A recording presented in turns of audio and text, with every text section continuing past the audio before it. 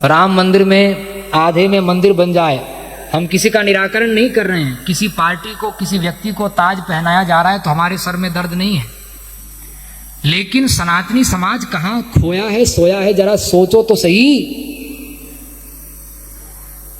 93, 94, 92 से लेकर 94 तक रामालय ट्रस्ट का जो उपक्रम चला, जब पक्ष विपक्ष दोनों चाहते थे, नरसिंह राव तक कांग्रेस भी चाहती थी ना, ताला खुला राजीव गांधी के समय में, और पूजन आदि का क्रम शुरू हुआ।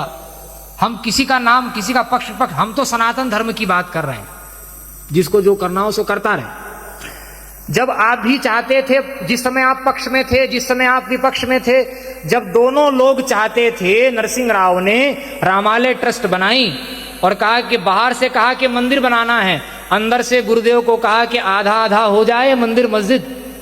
तो क्या है, मैं किसी का नाम नहीं लूंगा, जिन जिन का अधिकार था अन्य अन्य जगह में, सभी त्रिपुंडधारी ऊर्ध्वपुंडधारी महात्माओं ने, मेरे लिए सब पूज्य हैं, मैं तो उन महात्माओं के चरण की धूल भी नहीं हूं, लेकिन जो तथ्य की बात है वो तो इतिहास किसी को बख्शता नहीं है, ध्यान देना।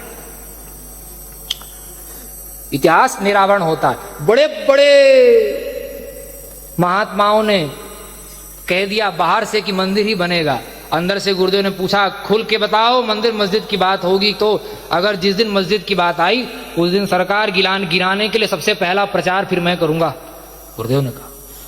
सबने हस्ताक्षर किया, केवल और केवल पुरी के शंकराचार्य जी ने कहा कि आधे में मंदिर आधे में मस्जिद, ये काला बाजारी नहीं चलेगी, बनेगा तो भगवान का मंदिर बनेगा।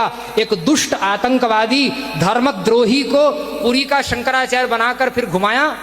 उस समय धर्म सत्ता के, राजनीतिक सत्ता के ठेकेदारों ने घुमाया, उसको पोषण दिया, आज भी पोषण दिया जा रहा है, लेकिन उसी से सबका विनाश होगा, ये भी ध्यान रखिए। कोई ना कोई तो निमित्त चाहिए। सीता जी का हरण नहीं होता तो रावण थोड़ी मरता, देवकी के केश न पकड़े होते कंस ने, जब तक घर में हमला नहीं होता तब तक भगवान भी सक्रिय नहीं होते हैं। घर में हमला हुआ है तो सबको ठिकाने लगाने का अवसर प्रकृति उत्पन्न करी, अभी धैर्य धारण करिए। ये तो शंकर की गद्दी है, ये तो हर हर बम बम की गद्दी है, कहां जाएंगे भागकर। नकली आतंकवादियों को आचार्य जगत गुरु बनाकर देश विदेश में घुमाया गया। सिलचर में पुरी के शंकराचार्य को उड़ाने के लिए मंच पर बम लगाया गया। गोधरा कांड में जब जा रहे थे पत्रकारों को मना कर दिया गया कि कोई शंकराचार्य नहीं आया, ऐसा ही छापो। पूरी की पूरी ट्रेन उड़ाने की योजना बनी, ट्रेन में बम लगा। फिर जनरल में दूसरी ट्रेन पकड़कर पुरी के शंकराचार्य जी गए। राम मंदिर में हस्ताक्षर नहीं किया गया, अपहरण कराने का, मरवाने का। ये बात गुरुदेव बार बार मन से नहीं बोलते, आज हम कह रहे हैं। जितना एक सामान्य से सामान्य साधु पर अत्याचार हो सकता है, इन 30 वर्षों में कई राज्य की और केंद्र की सरकारों ने, और कोई पार्टी आज देश में राष्ट्रीय स्तर की ऐसी नहीं जिसने यह अत्याचार न किया। वो अड़े रहे। जब दोनों पक्ष विपक्ष की नीयत मंदिर बनाने की थी तो ये 14 और 24 की बात नहीं, मैं सभी तथ्यों को ध्यान में रखकर बोल रहा हूं। अगर सचमुच में मंदिर की नीयत थी तो कम से कम 30 साल पहले मंदिर में भगवान प्रतिष्ठित हो गए होते।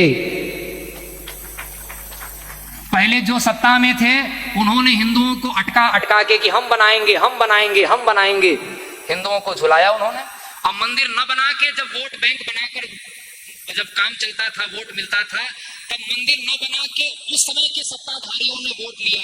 उसके बाद में रथ यात्रा हुई, उनकी टोकरी से इस राम मंदिर की गेंद को किसी और टोकरी में डाला गया।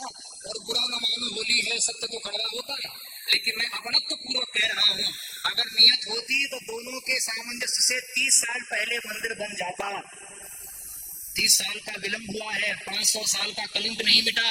लाखों नागा मिटे हैं, लाखों सन्यासी, लाखों त्रिपुंड और ऊर्ध्वपुंडधारी मिटे हैं, उनका नाम लेने वाला कोई माई का लाल आज नहीं रह गया। चरखा चलाने से आजादी मिली, कोर्ट के पर्चे भरने से राम मंदिर बन गया।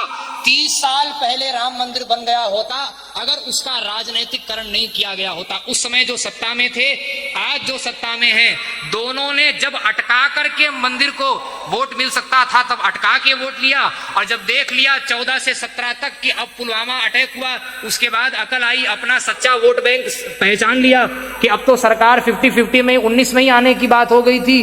तब हुआ कि अब मंदिर बना कर ही जब हम सत्ता में रह सकते हैं, तब मंदिर न बनाना भी राजनीति, मंदिर बनाना भी राजनीति, दोनों ढंग से तब बना के ही वोट लिया है। 30 साल का विलंब लगाने वाले पक्ष विपक्ष के लोगों के सर पर हम लोग ताज पहनाने जा रहे हैं। और जिन्होंने हस्ताक्षर किया उस समय सरकार की कोई सुरक्षा नहीं, कोई रेल का रिजर्वेशन नहीं, कोई सुविधा नहीं। जिस धर्माचार्य ने अपहरण मारने की धमकी, फोन कॉल और एक नकली धर्माचार्य बना करके आतंकवादी जिसको 100 बार फांसी दी जाए तो कम है। विवेकी का दायित्व अधिक होता है। आतंकवादी हर समय में होते हैं। आतंकवादी को नियंत्रित न करने वाला राजा सबसे पहले दंड का अधिकारी होता है। उसको दंड कौन देगा?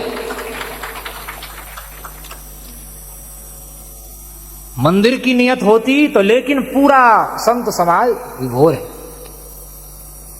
हम भी विभोर हैं कि भगवान प्रतिष्ठित हो रहे हैं, खून के आंसू रोए हैं महात्मा, तब मंदिर बना है। चलो, लाखों व्यक्तियों की शहादत का ताज अगर 1-2 लोगों के खोपड़ी में जा रहा है तो हमारे सिर में दर्द नहीं है। लेकिन भैया, आप कितने भी गुणवान हो, मानस की वो बात याद रखिए। गुण सागर नागर नरजोऊ, क्या है, जोई अलप लोभ भल कहीं न। इतना भी लोभ आ गया तो सारे गुण में आपने गुड़ गोबर कर लिया, चौका लगा दिया। कोई बोलने वाला नहीं, किसी की हिम्मत नहीं है। लेकिन हम तो किसी की खीर खाए हैं नहीं। और इसीलिए ये पूरी पीठ का नाम सुन के लोग डरते हैं। कैसे दबे रहे, कैसे नकली लोग घूमते रहे थाईलैंड में। कितना बड़ा भी भगवा पहनने वाले मुख्यमंत्री कहीं बन जाएं और दाढ़ी बढ़ाने वाले प्रधानमंत्री कहीं बन जाएं। आतंकवादी शंकराचार्य बनकर घूम रहे हैं। इससे बढ़कर के देश में मैं सावधान करना चाहता हूं, वो दिन दूर नहीं है कि फिर इस देश में 2 और 3 प्रधानमंत्री घूमने लग जाएंगे। सावधान रहिए। जब जब महापुरुष छोड़ दीजिए,